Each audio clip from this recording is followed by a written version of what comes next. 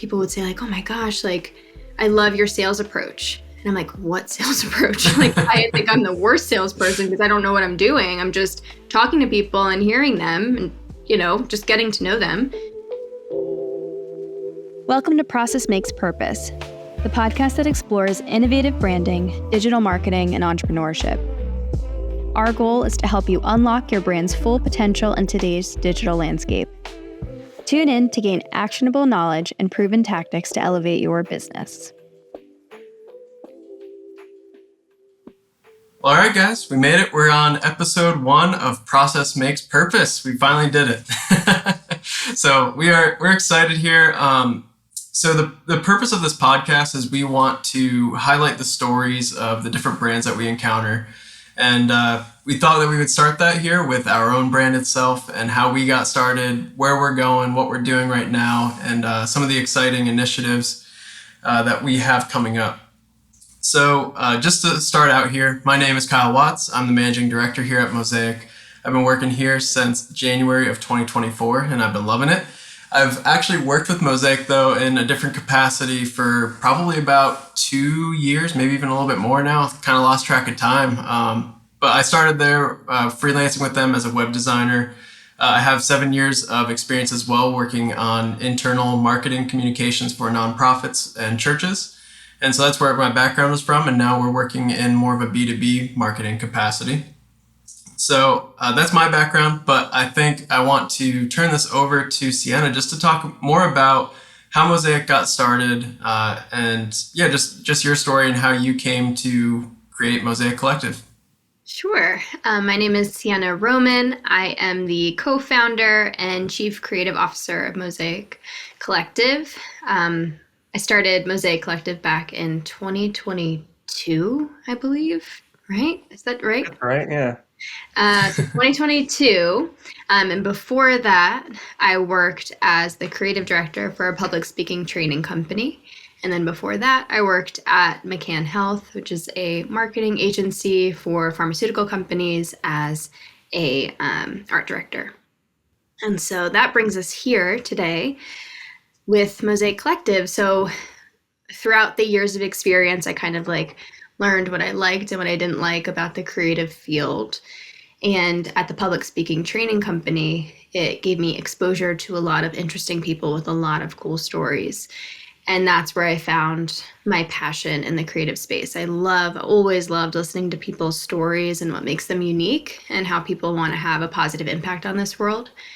And my kind of role in it all came into play of pulling what makes them unique and bringing it out onto paper or onto screen and giving them an authentic and congruent first impression of what people can find on them online to what they would experience in person. And so in this case, it was a lot of public speakers, but also authors, consultants, business owners, leaders, nonprofit leaders, etc.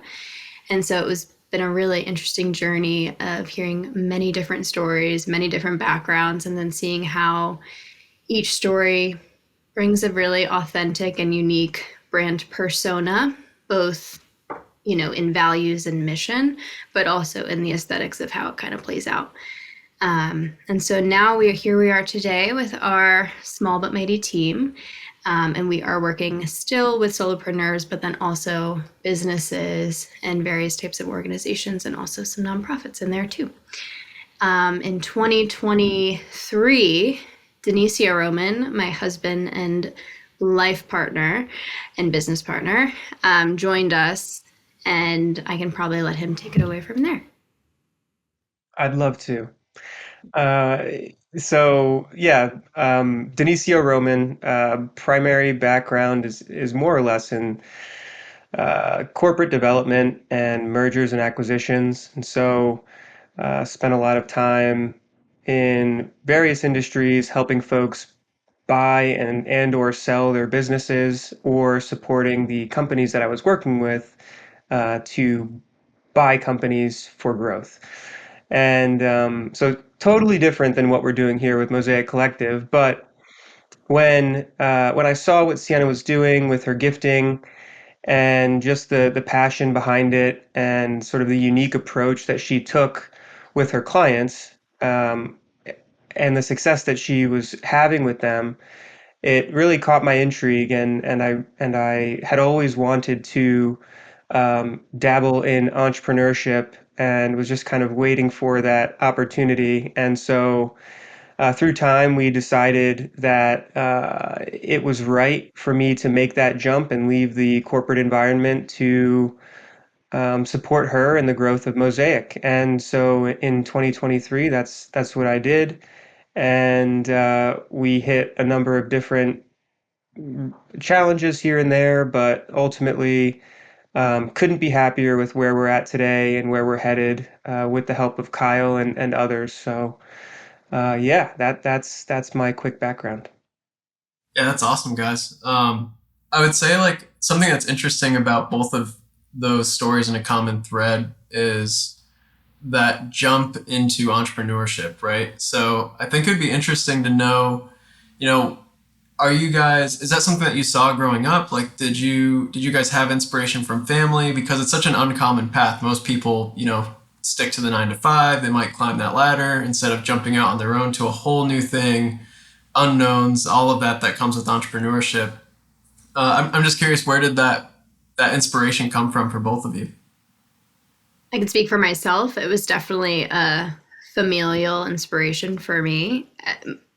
It was so common. It was so uncommon to not be an entrepreneur in my family. I come from a line of small business owners. My dad was a landscape architect. He owned a landscape architect company. My grandfather, his father, sold landscaping materials, and then pretty much all of the cousins and uncles and aunts did something else within kind of a similar space.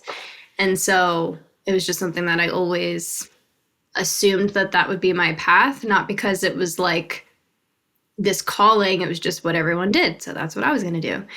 And so out of college, you know, you do the path and you start with the marketing agency, and then you get your second job. And the second job was great. And I remember having a conversation with my boss at the time. And he's like, what would be a reason that you would ever leave here? It was like some one-on-one. And I said, if I ever felt like I wasn't treated well, or when it's time for me to start my own business. And that's ultimately what happened. I decided to start my own business, saw an opportunity, took it, and I'm not going back. This is it for me. So. Yeah, I had a different experience growing up, and entrepreneurship was not something that was sought after, but something that obviously Sienna had a passion towards. And in my career, spent some time working for a number of different entrepreneurs in various industries, typically looking to exit. So it was always like, wow, this is what people can create and then cash out on. So it was like this amazing thing. But I think what was most interesting was just seeing like how like normal people could invest in something they're passionate about, bring the right teammates around, and they can create really whatever they want. And if they find enough like-minded people and the passion's there and the drive is there, it's a matter of time before you drum up some success. And so that was just super inspiring to me in my past role prior to making this jump. And so that was a big inspiration for me. And then also just like, you know, the drive to create your own value and purpose in a unique market is just really something that became a passion of mine, and leveraging relationships to create new opportunities and try and open up new funnels of growth and what have you. And so it's just been fun. Like I think um, being in a seat where you're an active decision maker is like it's a dream, and I'm thankful that we had the opportunity to do it, and I wouldn't go back unless I had to. True.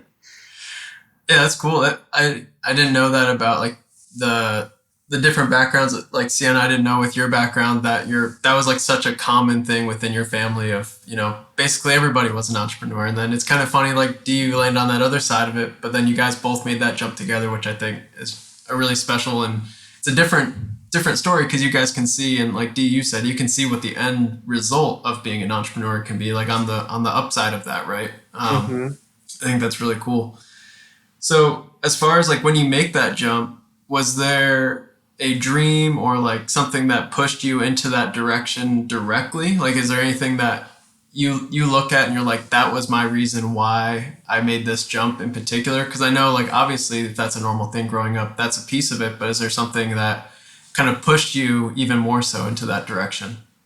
Yeah, for me, I think it was a season of, it was like coming right out of like 2020 and 2021, and where everyone was burnt out, including myself. And we just had some like personal issues that we were also dealing with my family stuff going on.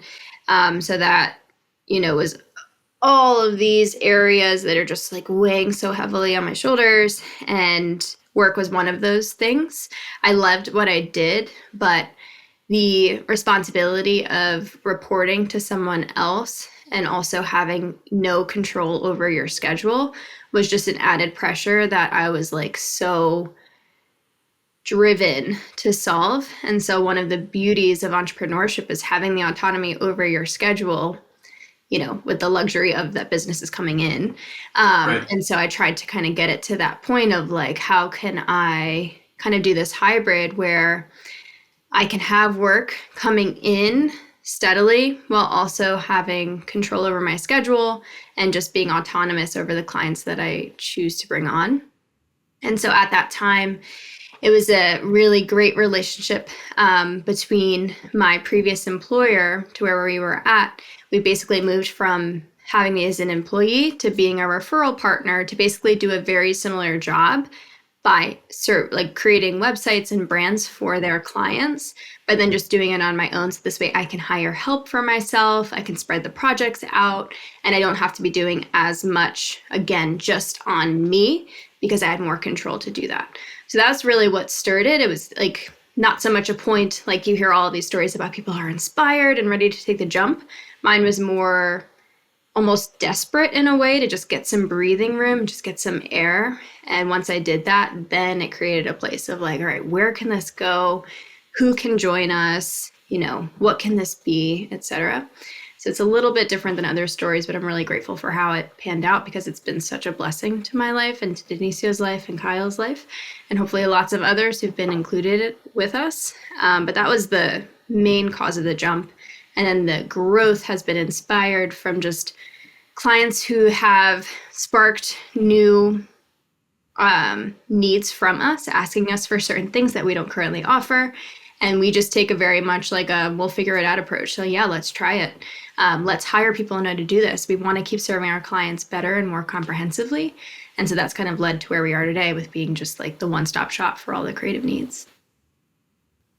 Yeah, that's great. And from my side, like I've been contracting with you guys since pretty close to the beginning of that, and I can attest to that, the desire for growth and giving better performance for our clients or better products for our clients, like the evolution even internally that I've seen from like how we deliver whether it be assets or communicate deadlines or you name it. We've just, everything since the day that I started has been improved upon and continues to be improved upon. And we're always asking that question of like, okay, we're doing it this way, but is there a better way, right? Like, so sure, it's working, but is there a better way? So I think that's something that sets not just, you guys apart, but like Mosaic as a whole apart, is that desire to continually improve and ask like, is there a better way? Yeah. And I think that also, sorry. No, go ahead. And that also speaks to like, at the time I was managing, I think like 20 clients by myself. So we were doing the brand work, the web design work, the graphic design work, and development. And it was just like way too much. Right. And, I would think I was working 14-hour days every day or, for 5 days out of the week, and it still couldn't get it done. And so in your head, like you're always thinking there's got to be a better way to do this, but I am not the ultimate decision maker of who I can hire. And at the time, the company I worked for didn't have the means to like just hire another designer for this one service. And so it really worked out of how open they were to a new arrangement. And then that led to a new opportunity, which leads to new opportunities and new opportunities. So it's all about just kind of like capitalizing on what you have at the time and then just trying your best, learning what works, learning what doesn't, and then just kind of keep moving forward. So good point, Kyle. Yeah. As far as that goes, from the beginning, so you said that there was maybe a few things that you needed to learn or, shift maybe how you were doing things. What were some of your early on struggles that you had? Just like, thinking back to when you started the business, one good thing that you had that maybe some people that don't is you already had like a little bit of a client base, right? Because you were pulling over some clients from your previous company that you were working with. But what were some of the other struggles that you faced within that, from going from a supported, you're in a team atmosphere, to now you're a solopreneur working with these clients? Yeah, again, another very uncommon thing is I didn't have any issue with client load. I had a steady stream of clients coming in. I think we had over 2 years, 100 clients in our first 2 years Wow. of existence with Mosaic. So it was a really strong start. I didn't even have a website up for a year because we didn't need it. It was an amazing gift. Yeah, that's awesome. Yeah, we're just doing good work, getting the referrals. It was an awesome situation. But with that, because we had such a need, I needed help. And so hiring was a new experience for me. I never did that before. And so finding quality talent to meet the level that of the reputation that precedes you was really hard. And it took a lot of trial and error, and not putting too much hope in just one person, figuring out how to share workloads, figuring out a system where maybe someone starts something for you, you finish it, but then also just facing the fact that maybe you have to put in longer hours to get something to where it should be, because that's what the client and you expect of yourself. So I think that was probably the biggest challenge, because we had so many clients to start with. And then obviously just the technical nature of how to start a business and all of the legal and financial implications that come with that, which I think this is a good, transition to maybe what Dionisio's opinion is about, starting Mosaic from his perspective. Yeah, sure.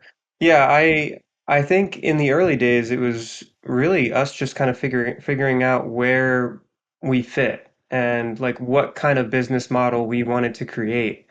And so yeah, it took a little bit of trial and error. We thought we were gonna build out a broad, sort of vast team of different types of creatives, copywriters, and graphic designers, web designers, and just have an arsenal of people. And we originally envisioned Mosaic being a network. And so we kind of had ideas that we tried to pursue, realized the complications, and figured out where we could pivot to make things better. And so ultimately, I think what we landed on is we kind of pared down our team, focused on the people that were like the played the biggest role, and invested in them more heavily. And that's worked out tremendously. But yeah, and also just figuring out again what sort of work we wanted to grow into as well. Like Sienna mentioned before, we had a number of clients who buy adjacent type services to the services we provide. And so we just kept thinking about that and pondering adding new services to our servicescape, and thinking about what that would look like, and how we could set up more recurring revenue and stay in the loop with our clients through their growth beyond just setting up their brand and marketing collateral. And so I think the challenges were really just us trying to figure out where we fit and how we can broaden our toolkit to serve our clients better and in a more encompassing manner. So that was like the entire first year of me being involved with Mosaic, frankly, and we landed in a good spot. Yeah, it's kind of ironic because a lot of the biggest challenges we had was around the work that we do for other people, but doing it for yourself is just like a whole nother challenge. And so finding our place in the industry was challenging. It's like I had such high expectations and standards for the work that's produced, but with the volume, it's like, how can we do that without finding great people? And finding great people was a much bigger challenge than I'd realized. But we found, a great one in Kyle. So that's why he's here today. Oh, stop. I always say Kyle's the sole survivor of the 14 contractors that we really tried to make work. So it's great. But then also, I couldn't maintain my integrity and produce work that I wasn't, absolutely proud of. So, which has kind of led us to a brand discovery process with a friend of ours. And that was really helpful to uncover that excellent work and masterful solutions is just part of who we are. And so with that comes prioritizing how many clients we take at once, how many projects we can do at one time, and how much attention we're going to give to each person, each client. And so it's been a lot of discovery and a lot of kind of honing in on who we are and just claiming that and not trying to be someone we don't feel comfortable being, I guess. Yeah, you guys, I'll say again, I know I'm supposed to be the interviewer, but there's also a piece of it where it's I've seen the values that you guys show, the values you're talking about are shown through and through in how you guys handle the client discourse, employee discourse. It doesn't matter who you're talking to. I can always tell that there's a level of excellence that you guys are trying to achieve. And I think, Sienna, I think you said the word masterful solution or something along those lines. And it was I feel like that's so encompassing of it, of you guys thinking through the finest detail, even what does it, even inside of our Slack channels, right? We're bouncing back and forth, does this email sound right? Should we say it this way? Down to that level, we're trying to think through the client experience. And it's really cool to be a part of a team that cares about excellence at that level, because I really truly feel like that's so rare to find. And that's something I've really enjoyed with working with you guys and being the sole survivor of the contractors. I know you are.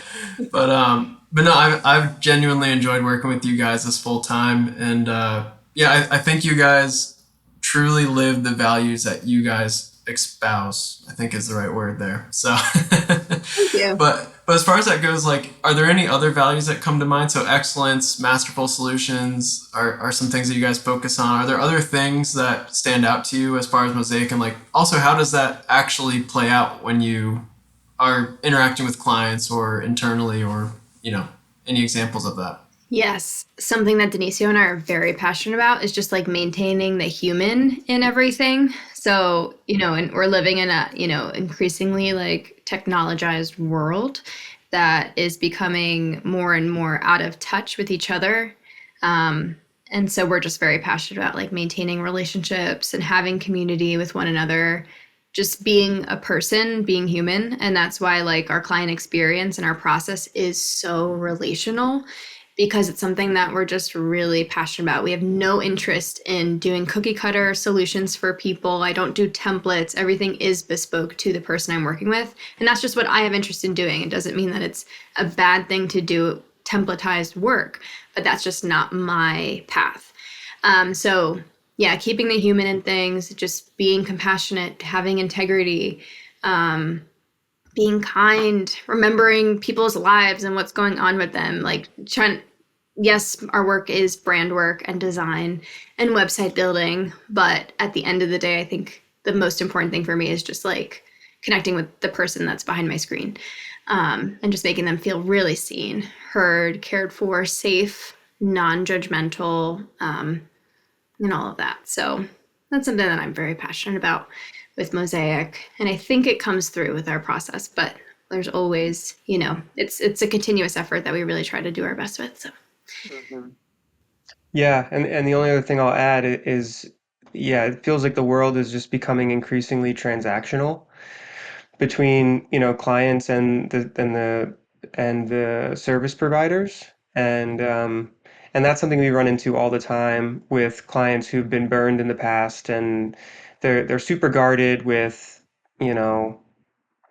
whatever decision making around pricing and process, and one of the things that we always try and impress upon them is that we're here to help you. We're your creative partner. We're not trying to just give you a product and be out of your life forever. Like that, this is a relationship, and we hope to work with you time and time again in the future. We want to be your creative partner, and so breaking that barrier, because there's so much of that in the marketplace, has been tough. But I think it's what's been able to set us apart and allow us to have recurring customers time and time again.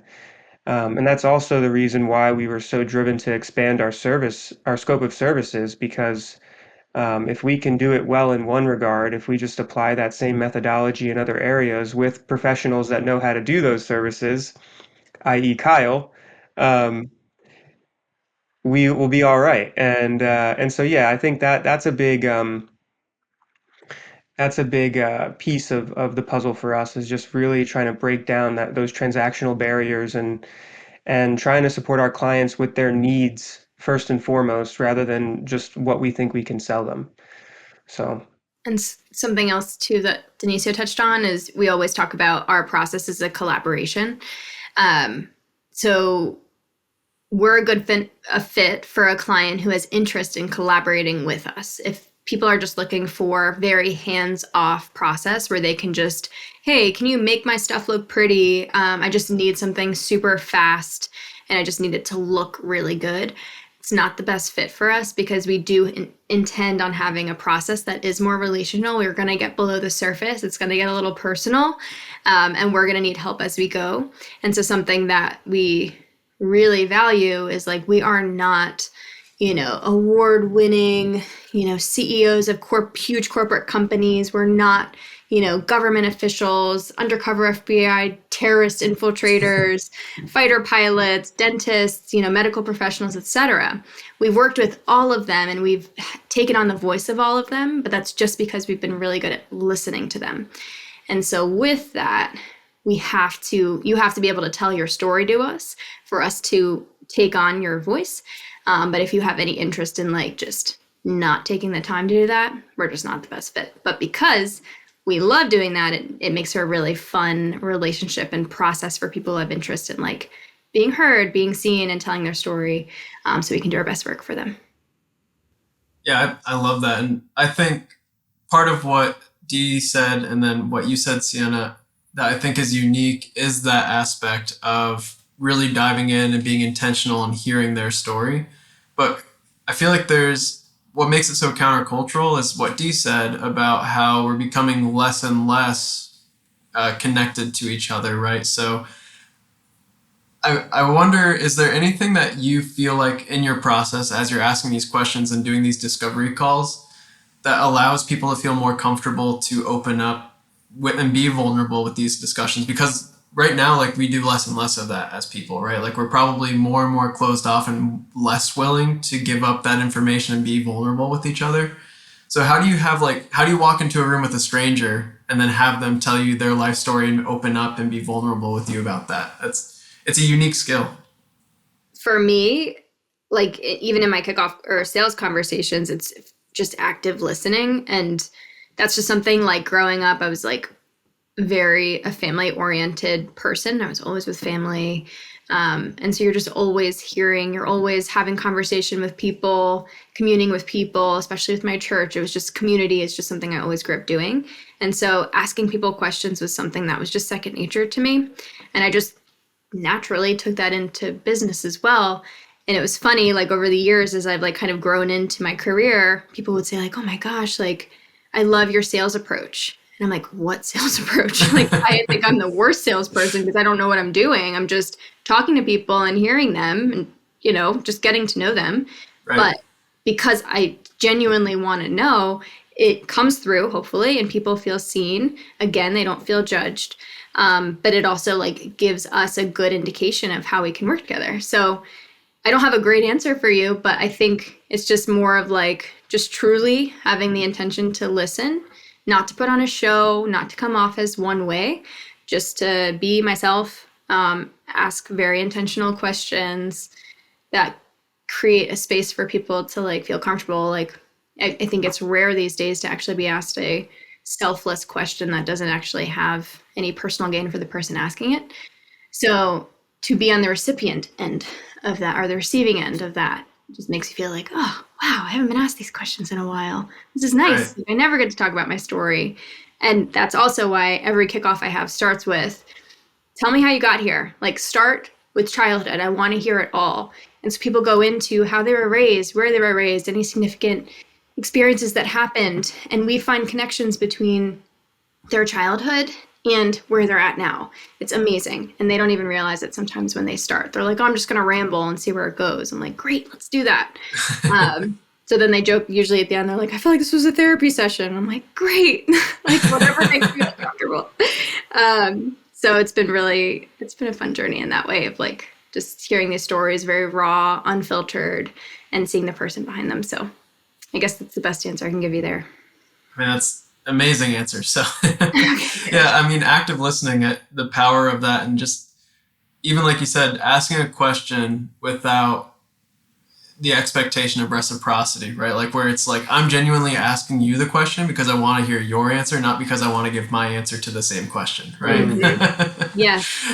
And that's such a rare thing that, you know, there's so many conversations you're in and you have somebody ask you a question like, oh, like, did you go on vacation this year? And like, you know, they're just itching to tell you like, hey, I did this on mine, you know? So true. But yeah, that, I think that's such a great and unique skill. And again, like what sets the Mosaic implementation process apart is like we genuinely are asking these questions, wanting to know your answers to these questions, and then utilizing that within the brands. And is there anything that you feel like as you're doing that? So are you asking the questions of the individual, hoping that influences the brand style? Like, is that the reason you're asking these questions? Is like even those details of like back to childhood, is that giving you motivations that can influence the brand as well? Yeah, I mean, like selfishly, it leads to the best product of work because the best solution will be a authentic representation of that person or that business. If we don't get there, everyone like, so at the beginning of my process, when I was like first starting, I would always say like, what are some adjectives that you hope people describe you after they like experience you or your business? And the same adjectives would be like professional, inspiring, and transformational. Like that's, everyone wants to be those three things. So as a design professional, we can just like come up with a design that looks professional, inspiring, and polished or whatever. Right. Then they'll all look the same and you won't have any like personal connection to it.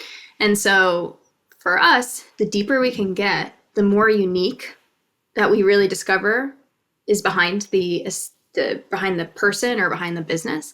And then that goes all the way through the design choices because we have a reason for why we choose red. We have a reason for why we chose a serif font. We have a reason for why we did this like crazy contrast between, you know, this subdued beige with this powerful, you know, hot neon color or whatever. And so in the end, the brand is unique, but we also know it's a really great and authentic reflection of the business or person behind it. And they have meaning in it. And they feel like they were seen, they were heard. And now it's like on paper of everything that they have now organized in their head and how it comes out visually. So selfishly, it produces the best work when we can really listen and get to underneath all of the fluff, like the surface fluff. Right. And then it also just makes for a fun process too.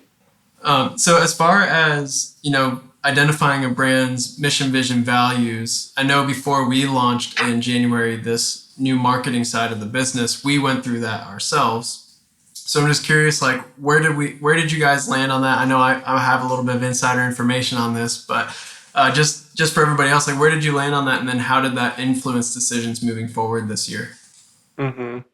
Yeah. So I guess for the most part, we knew that when we were expanding our service offerings and adding Kyle to the team, we had to spend a lot of time making sure that everything from a branding, like outward perspective, our messaging, communication, everything had some sort of like foundation to it. And I know in that first year of me joining Sienna, I had to spend a lot of time like retraining the way that I wrote emails because Sienna gave off this like very caring, and this sounds bad, but like caring, like sensitive, like interested, engaged personality, because she truly was, like starting every email with, how was your, what's going on with your child, or how was this past weekend? I remembered you'd mentioned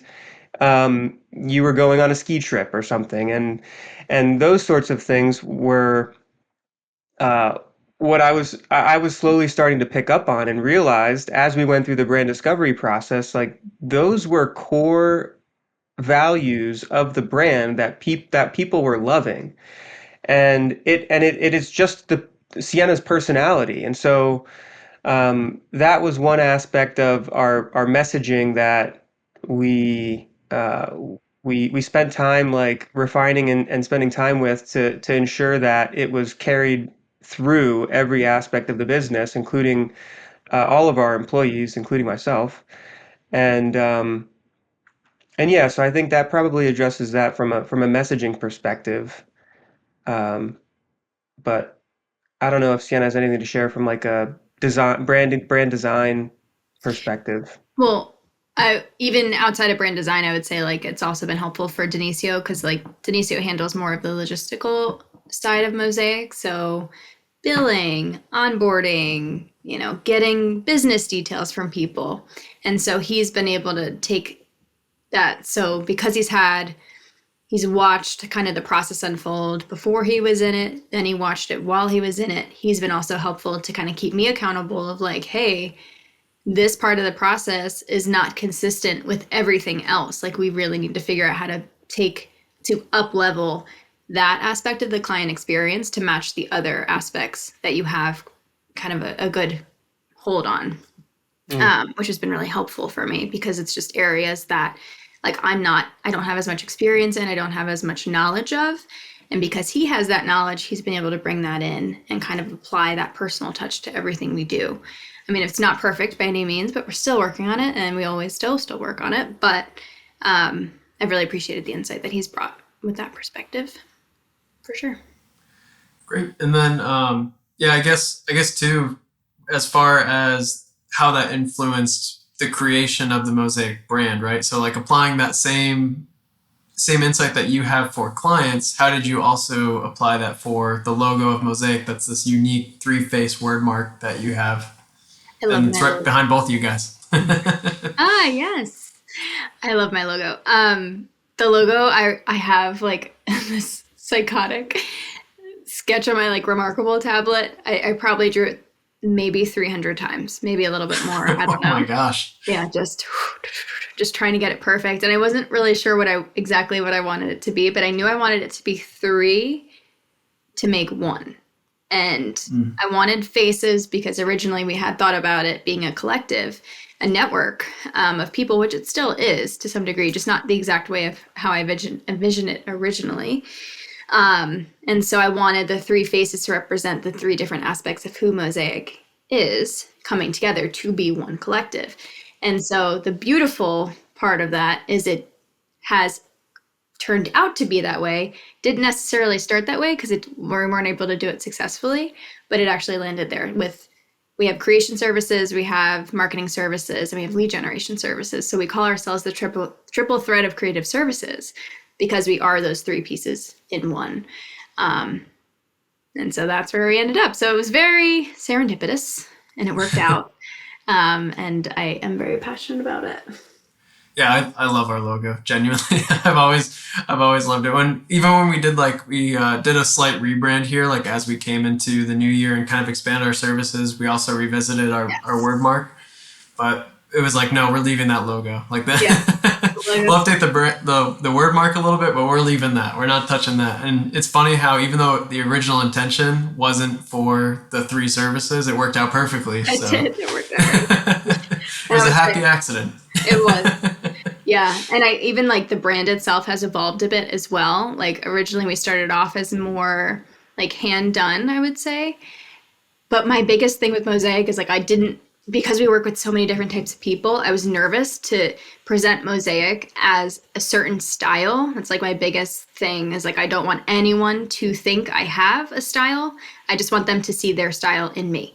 And so with Mosaic, I really like presented it as we are a blank slate, and then we are a reflection of who you are. And so that does have some, you know, like hand done characteristics in it, in the sense of like everything is so bespoke. But then there's also a luxury touch to it too. That's why we have our serif font in there now as our headline font. We didn't have it so much before. It's a little bit more up leveled.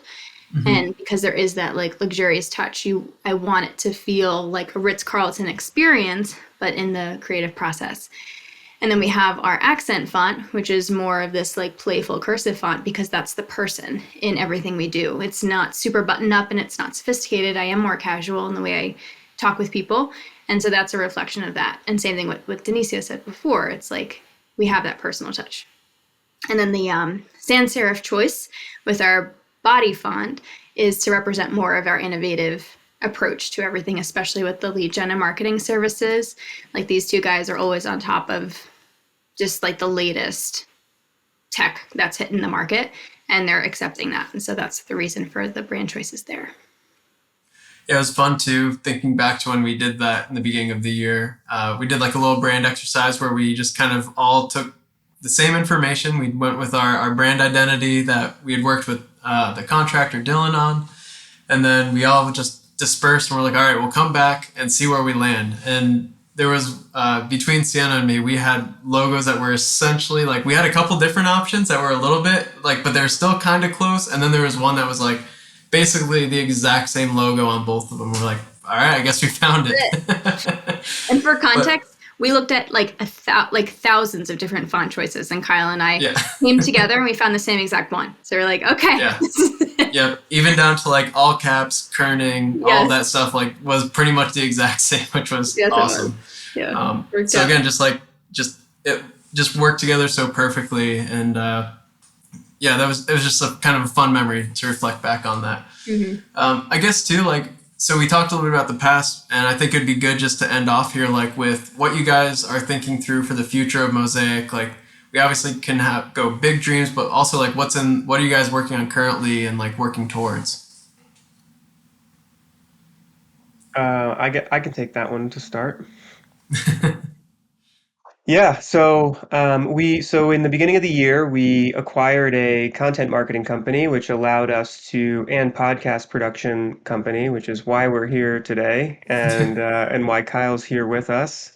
And so we've been able to broaden our scope of services into the content marketing universe, as well as lead generation. So we're more or less a three-legged stool for the start of a sales function. So we're kind of that brand discovery, foundational building partner, as well as the refining that and producing content for our clients' target audience to hopefully drum up new business, and then also try and put new leads into the start of their sales funnel. So we really kind of like try and take everything from square one, nothing, blank canvas, all the way to preparing their sales personnel for some consultations. So that's kind of like the foundation we've been setting over the course of 2024.